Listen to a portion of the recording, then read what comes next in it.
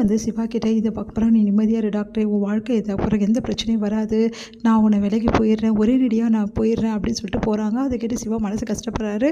வந்து ஸ்னேகா சொல்படி வந்து மகா என்ன பண்ணுறாங்க, பஞ்சாயத்தை கூட்டுறாங்க.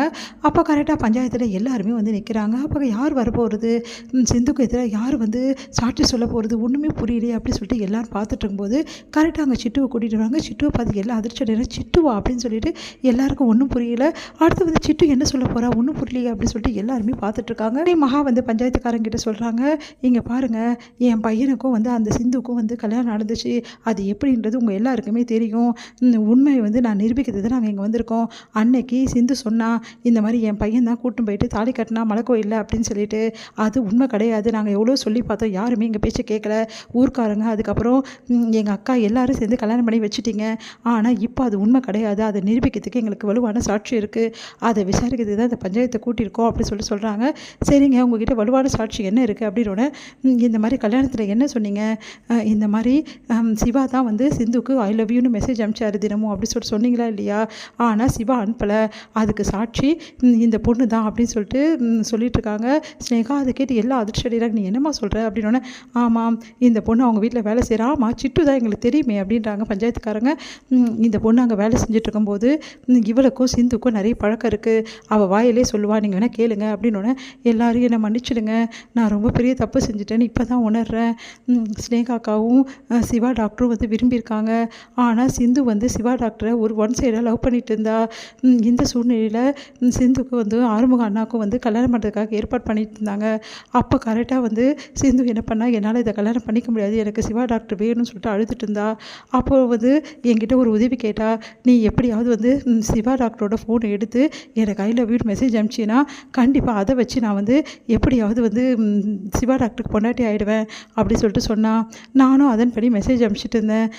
அந்த ஆதாரத்தை வலுவாக வச்சு சிந்து வந்து இந்த மாதிரி கல்யாணத்தை வந்து பண்ணிக்கிட்டா அப்படின்னு சொல்லிட்டு எல்லா விஷயத்தையும் சொல்கிறாங்க. அதை கேட்டு எல்லாம் அதிர்ச்சி அடைகிறாங்க.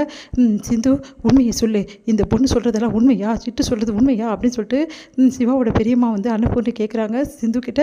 சிந்து அழுதுட்டுருக்காங்க. சொல்ல போறிய பிள்ளையா, எனக்கு யார் என்ன சொன்னாலும் கவலை இல்லை, ஒன்றை தான் நான் நம்பி தான் இவ்வளோ பெரிய விஷயத்தை நான் பண்ணேன், என் பிள்ளைய கூட நான் நம்பலை, உண்மையை சொல்லு, இந்த பொண்ணு சொல்கிறது உண்மையா, சிட்டு சொல்கிறது உண்மையா, நீ தான் அமிச்சியா அப்படின்னோடனே, என்னை மன்னிச்சிடுங்க அத்தை, நான் தான் அத்தை அமிச்சே, நீ எல்லாம் ஒரு பொண்ணா அப்படின்னு சொல்லிட்டு பலார்னு அறை கொடுக்குறாங்க. அப்படியே சிந்து வந்து அப்படியே துடிச்சு போகிறாங்க.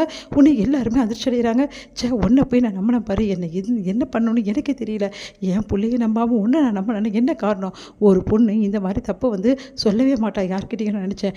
ஆனால் நீ இவ்வளோ ஒரு வந்து விஷயத்தை வந்து இந்த மாதிரி பண்ணிட்டியே, உன் மேலே இவ்வளோ நம்பிக்கை வச்சுருந்தேன், எல்லாத்தையும் கெடுத்துட்டியே, நான் எவ்வளோ பெரிய தப்பு பண்ணிட்டேன், என் பிள்ளை பாவம், அவனை இவ்வளோ கஷ்டப்படுத்திட்டேன், என்னை மன்னிச்சிட்றா அப்படின்னு சொல்லிட்டு கேட்குறாங்க சிவா கிட்டே. என்னை மன்னிச்சிடு சிவா, நான் உன்னை ரொம்ப காயப்படுத்திட்டேன், நீ எவ்வளவோ சொன்னேன், நான் உன் பேச்சை கேட்கல, இவன் பேச்சை கேட்டு இப்படி ஆகிட்டேன் அப்படின்னு சொல்லிட்டு வருத்தப்படுறாங்க. இதையெல்லாம் பார்த்துட்டு சிந்து அழுதுட்டுருக்காங்க, எல்லாருமே அழுதுட்டுருக்காங்க. அப்போ வந்து சிவா, விருங்க பெரியம்மா, இப்போது புரிஞ்சுக்கிட்டீங்களேன்னு, அப்போது டாக்டர் எந்த தப்புமே பண்ணலை, இந்த சிந்துவை கூட்டின்னு போயிட்டு மலை கோயிலில் தாலி கட்டவே கட்டலை, இவளே தாலி கட்டிக்கிட்டே வேணும்னு டாக்டர் மேலே பழியை போட்டிருக்கா, அந்த பழியை நம்பி நம்ம எல்லாரும் கல்யாணம் பண்ணி வச்சுருக்கோம், இதுதான் உண்மை அப்படின்னு சொல்லிட்டு பஞ்சாயத்து முடிவு பண்ணுறாங்க. அதன்படி இந்த சிந்து ஏமாற்றி கல்யாணம் பண்ணிக்கிறதால இந்த கல்யாணம் செல்லாது, அதனால் இந்த நிமிஷமே வந்து இந்த கல்யாணத்தை இந்த பஞ்சாயத்து ரத்து பண்ணுது.